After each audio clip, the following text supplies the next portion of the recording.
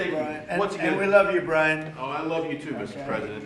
I've always said he's a good man. Well, I appreciate that. I've always said you've tackled the three M's: mortgage, munchkins, and marriage. You've solidified all of those. I'll add motor vehicles to that now.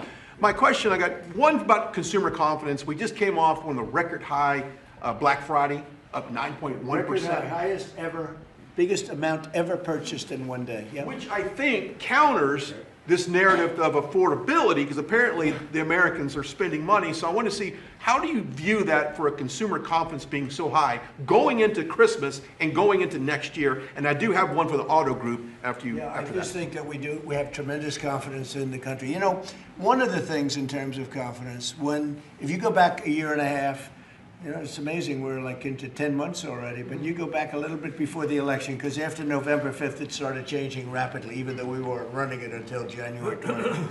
But when you look back and you look at the enlistment of soldiers, people that wanted to join the military, the Army, Navy, Air Force, Marines, Coast Guard, it's like booming, it's all Space Force. But we had the worst recruitment in the history of our country. A year later, we have the greatest recruitment in the history. You can't even get in. Getting in is like getting into a top college that you couldn't get in. People want to be in the service now, and that includes the police and firemen, other things. You couldn't hire police, you couldn't hire anybody in the Army or the Navy. You couldn't get people in, and we now have gone from that to record recruitment. We're getting high quality people, amazing people, wanting to be in the military. They have a spirit now, you know, call it what you want, but that's part of it. But they have great spirit now. It's a great thing. Go ahead, ask your second question. Okay, my second question, I've got a lot of close family friends that are in the automotive business, own dealerships all across Southern California. They sent me a question to ask you. There's a thing called a mileage blocker that is installed on vehicles. It's a type of a computer chip which alters the actual mileage driven on the vehicle, so that when you have a leased vehicle that's turned in, they're losing thousands of dollars. They've got to go chase down these manufacturers. What can we do to track down these manufacturers of this illegal computer chip that's really hurting the automotive industry? Have you heard about this? Yes, sir. They're getting built in China, and most of them are coming out of Great Britain, sir. They're being distributed through China, through distributors selling them online through Great Britain. Yes, sir. Wow, that's not so good. What do you think? Look at that. Bernie, do you know anything about that? It works on older vehicles, and obviously we got to do a better job. Yeah, I think it's something, I've never heard of it. Very good. We never heard of it. That's pretty good. Mr. President, you released video of that first boat strike on September 2nd, but not the second video.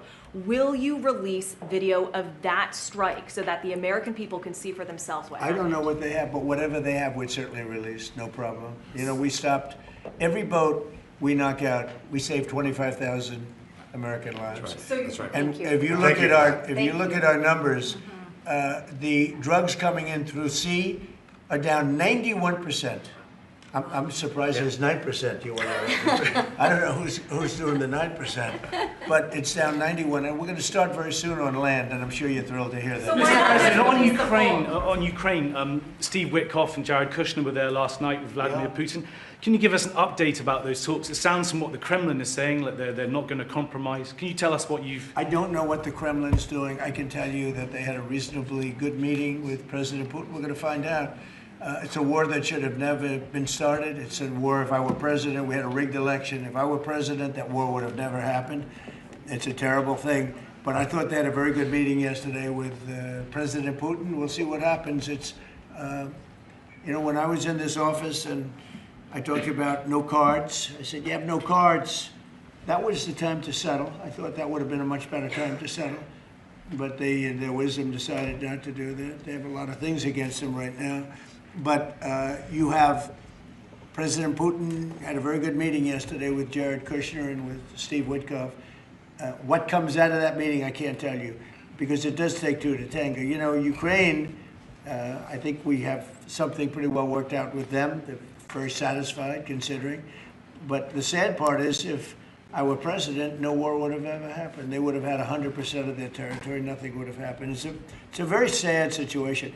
So think of this. Last month, 27,000 soldiers. 27, that's like, you take a stadium, a football stadium, not an arena, and you cut it in half.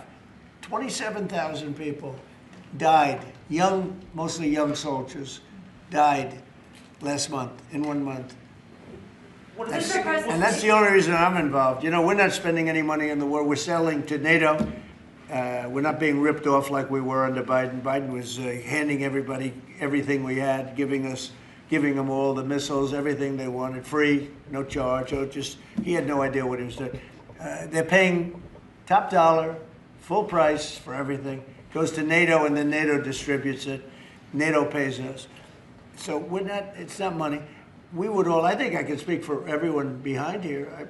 The politicians I know and the auto manufacturers are good people. They don't want to see 27,000 people die for no reason whatsoever. And that's the only reason I'm trying to help. Yeah, please. Mr. President, switching to Venezuela for a second. Have you checked back with President Maduro? I mean, is your pressure campaign working? And do you think, how's he responding to your demand that he leave the country? It's not pressure campaign, it's much beyond that, I think. But I spoke to him briefly, just told him a couple of things. We'll see what happens with that. Venezuela sends us drugs, but Venezuela sends us people that they shouldn't be sending. They emptied their prisons into our country. They sent us killers, murderers. They sent us drug dealers at the highest level. They sent us gang members. They sent us people from their mental institutions. They emptied their mental institutions into our country. And so did other countries, because we had stupid people running this country, really stupid people. And I think probably you had some stupid ones, and you had some smart ones, but there were bad people too.